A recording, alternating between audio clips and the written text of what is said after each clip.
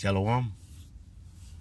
First, I want to give all praise, honor, and glory unto Yahweh, Bahashem, Yahweh Shai, Bahashem, Ruach HaKodesh. Double honors to the apostles, bishops, and elders of Great Millstone, from whom I learned this truth. Shalom to the 144,000 elect. I am Mayakala. And this will be a real quick one. I just wanted to comment on this recent event with the attempted shooting of President Trump, which I think is this is an event this is a staged event. But I am going to show a video, a real quick video. It's only like a minute, 39 seconds. And I will be showing this under the 1976 Fair Use Act. And this is only for edification purposes only. This is not a monetized channel, so this is not in an effort to make any money or anything. It's just to edification purposes only.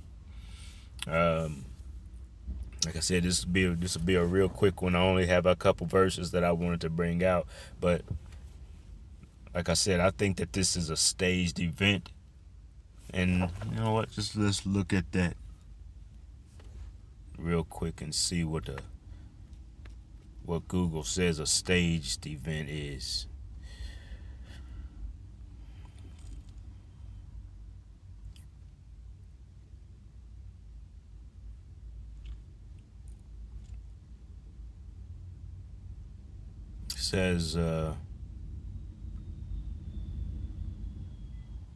Says a staged event is a planned, orchestrated occurrence designed to create a specific impression, often misleading for political gain, media attention, or dramatic effect. In this case, it could be for all three. It says, following the April 2026 White House Correspondents' Dinner shooting, the term spiked on social media with over 300,000 posts speculating about the event's authenticity. All right, so I didn't even know that this said this. All right. I just pulled this up, so I'm not the only one who can see that this looks like a staged event. It says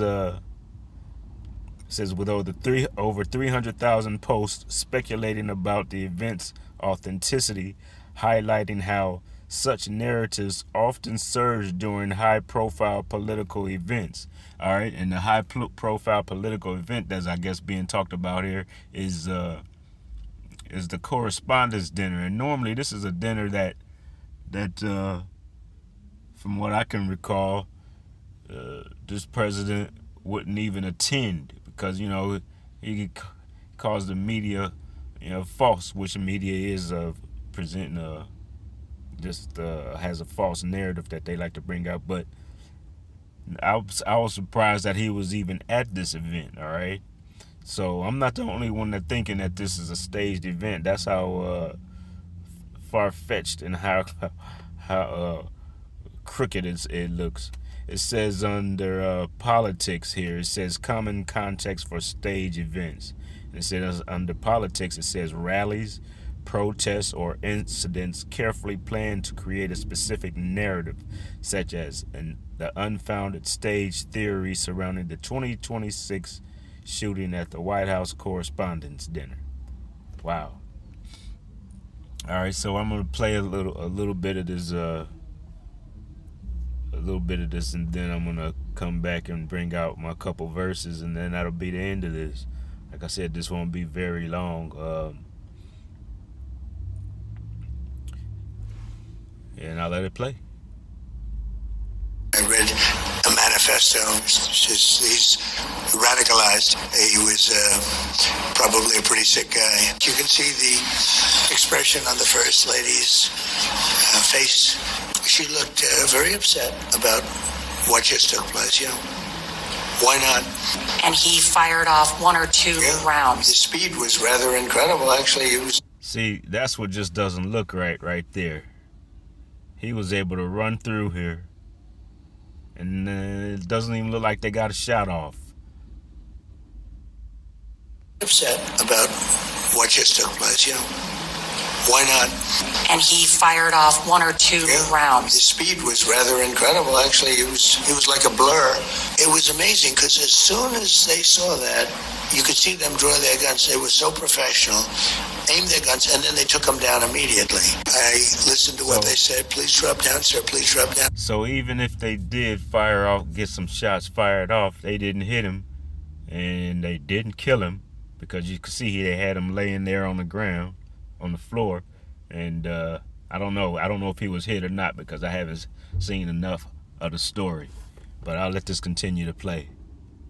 Then I got up and we went to a hold room for a while, and I tried to get them to continue the event, if possible. You wanted to go back in. I did, I really did. And he also wrote this: I am no longer willing to permit a pedophile, rapist, and traitor to coat my hands with his crimes.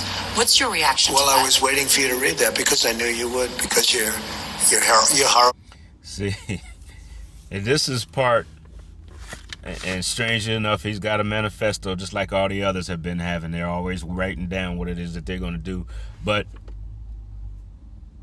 see, this is the part where he's not really particularly pleased, because it looks like she was really bringing that out in an effort to try to make him feel shame, or to see if she could shame him. But you don't know, this is a proud man. This man don't give a damn. All right. Since I have it stopped here, I'm going to read this one. Where am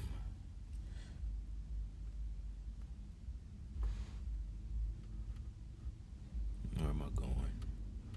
I want to go to Job chapter 8.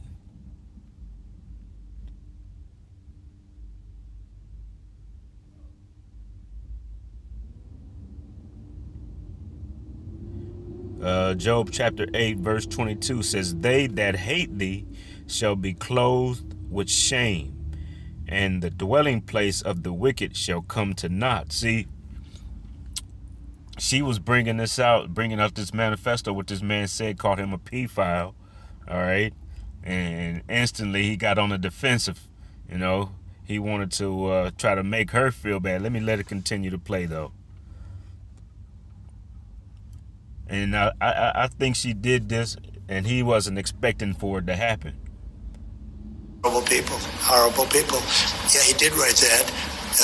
I'm not a rapist. I didn't rape anybody. Let me just let it go back so you can see how he responded to her. With his crimes. What's your reaction to that? Well, I was waiting for you to read that because I knew you would, because you're horrible people. Horrible people. Yeah, he did write that. I'm not a rapist. I didn't rape anybody. Do you think he was referring to you? Excuse me. I'm not a pedophile. You read. See, he got real defensive when she brought that out. He don't even want to let her talk now. All right, but it says, they that hate thee, this is Job 8:22. They that hate thee shall be clothed with shame, and the dwelling place of the wicked shall come to naught. All right, so this is what he did. I think this is a staged event, because he know that this regime that they have in the White House right now is just falling and getting ready to come to an end. Because I think what he wanted to do was just kind of change the news cycle today, because all of a sudden you see that nobody is really talking about what the events going on in Iran, what even ever took place over the weekend, what kind of discussions was had. Nobody's talking about it. Everybody's talking about this shooting event. All right. So he wanted to jump on this and kind of change the narrative, change the news cycle rather. And what better day to do it than at the beginning of the week? All right, because this can be talked about for days. All right. But let me go ahead and let this continue to play. It's only a few seconds left. Dead crap from some sick person. I'm not any of those things. Mr. President, and I these was are never. the gunman's words. Excuse me. You shouldn't be reading that on 60 Minutes. You're a disgrace. I do think that the hate speech of the Democrats, much more so, is very dangerous. I really think it's very dangerous to the country. I hope we're going to do it. See, and immediately he says he thinks that this is coming from the left. He thinks this is coming from the Democrats. All right. So really what they wanted to do was just change up the news cycle for the week. Now ain't nobody's talking about what's going on in Iran, and nobody knows really what's going on, what the current situation is. All right, but let me bring out this other verse, and then that's going to be the end of this.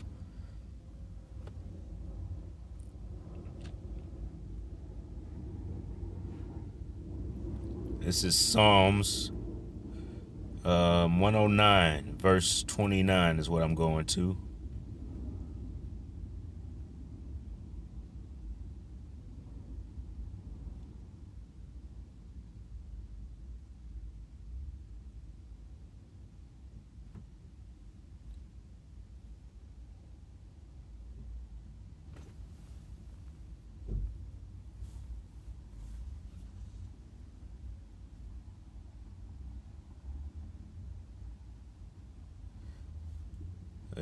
Verse 29. So this is Psalm 109, verse 29. It says, "Let mine adversaries be clothed with shame, and let them cover themselves with their own confusion, as with a mantle." And see, that's what's going on here. All right, these wicked people that we got in the positions of authority in this particular regime with Donald Trump, they're ashamed of their actions. They're ashamed of all these things that they've done in conjunction with Israel for all the events that's taking place over in Iran, because Iran has taken them on and it's still not bowing the knees, not bowing down to them, not bowing down to their demands. And right now, they're kind of confused on this situation. They can't believe that Iran is going against them and not giving in to their demands and challenging them. All right, so they're confused right now. They don't know what to do. They don't know what next step to take, because they really can't drop taking and put troops on the ground over there, because they know they'll be defeated in that manner, because the terrain, the territory that they're dealing with. All right, they don't really know what to do with the Strait of Hormuz, because they can't get close enough to be able to get to the shores, to the shores of Iran, to be able to let their ground troops off. They can't really bring in those cruisers, but so close, those carriers. They can't get but so close with those, because if they do, they'll be in range of the missiles that Iran has, and Iran's got plenty more missiles to let off. All right, so they're confused right now, and this is just an effort to, like I said, to just try to control the news cycle, because they don't really want to let you know what's going on with their war efforts. They're losing, and they're losing badly, and they're ashamed of those actions. And this reporter tried to bring on some shame onto Donald Trump, but she's not realizing this man is proud. All right, he's gonna be proud until the end. But like I said, this was gonna be real quick, and I'm gonna go ahead and end this there. Pray that this has been edifying to the listener. I want to give all praise, honor, and glory to Yahweh, Bahashem, Yahweh Shai, Bahashem, Racha HaKadosh, Shalom.